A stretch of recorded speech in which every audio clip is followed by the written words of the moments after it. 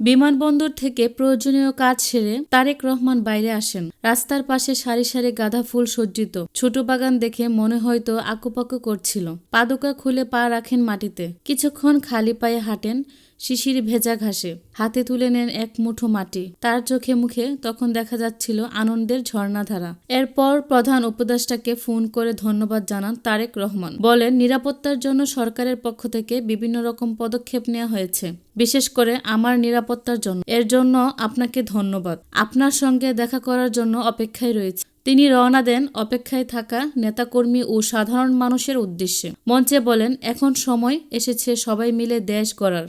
আমরা সবাই মিলে এমন একটা বাংলাদেশ গড়ব যে বাংলাদেশের স্বপ্ন দেখেন একজন মা।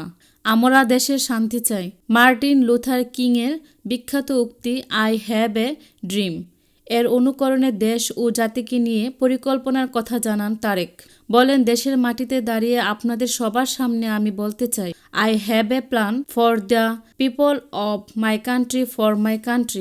দেশের মানুষের জন্য, দেশের জন্য আমার একটি পরিকল্পনা রয়েছে। এই পরিকল্পনা দেশের মানুষের স্বার্থে, দেশের উন্নয়নের জন্য, দেশের মানুষের ভাগ্য পরিবর্তনের জন্য।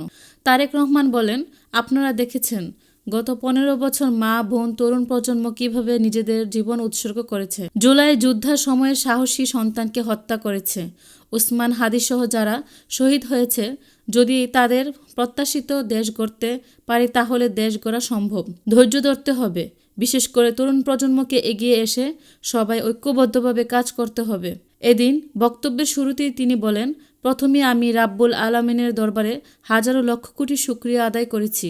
অশেষ রহমতের প্রিয় মাতৃভূমিকে ফিরে আসতে পেরেছি আপনাদের মাঝে।